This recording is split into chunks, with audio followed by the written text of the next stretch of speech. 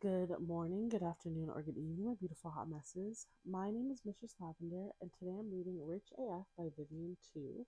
I'm on page 92, and honestly, my phone keeps on cutting off, so we're just gonna get right into the book. Let's begin. We're starting at what is my budget? When you go in for a facial, does the esthetician just lay you down and start slapping random creams and oils on your face? Heck no. She takes a good hard look at your face first. Maybe she even wipes out a magnifying glass or one of those poor microscopes. Which brings us to our first part of budgeting, the the spending audit. Think of it like the money version of one of those little poor microscope things, especially hopefully less gross. We're going to get up close and personal with every last detail of your spending, warts and all. The spending audit. There are two basic steps to getting started on your spending audit. Track down all your stuff.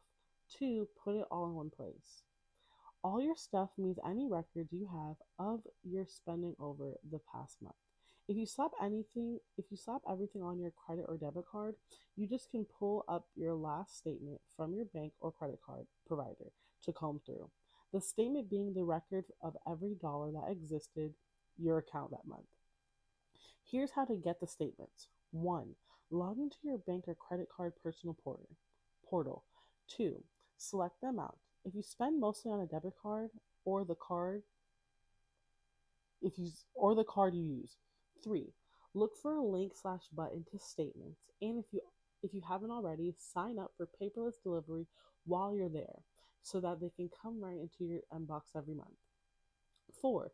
You can usually get your statement as a PDF, although some banks will give you the option to export as a spreadsheet, which is handy if you're an Excel whiz or want to become one with your rich BFF templates. 5.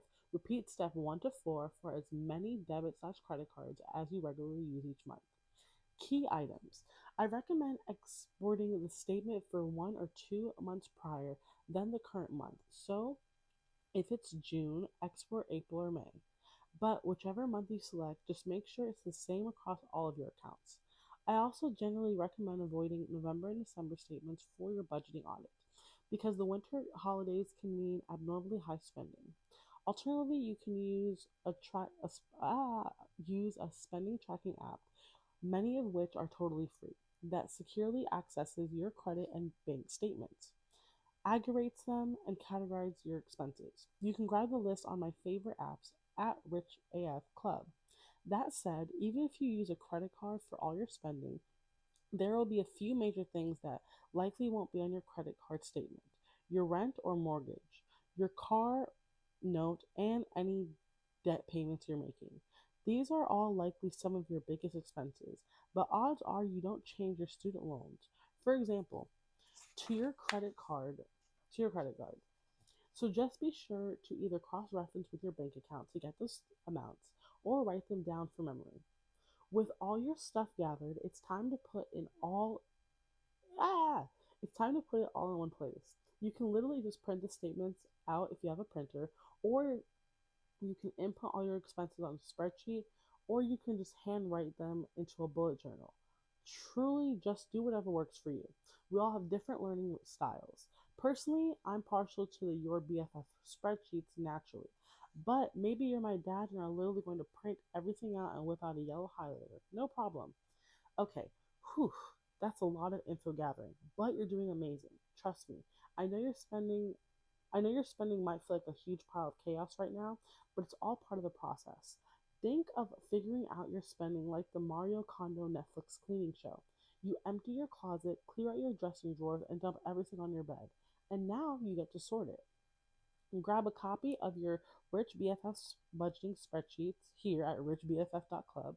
Oh, I love a queen that's networking and marketing. You better go, girl. Categories, categorize, calculate, recalibrate. What did you get for your money? There are two steps to sorting your spending. First, you'll group all your expenses into categories, and then you'll classify those categories based on how essential they are. So, two, basically keeping you alive. So, categories. These will vary depending on what your life is like and what you're spending money on. But here's how I like to do mine. For a typical month, I categorize my spending into about 6 different areas. 1. Housing, rent and mortgage utility bills. 2. Basic food. 3. Dining out, aka takeout, going to bars, getting coffee, transportations, entertainment, self care. But I say about 6 different categories because it really varies. If you shop for clothes pretty much every month, you're going to want to make clothing into its own category. If you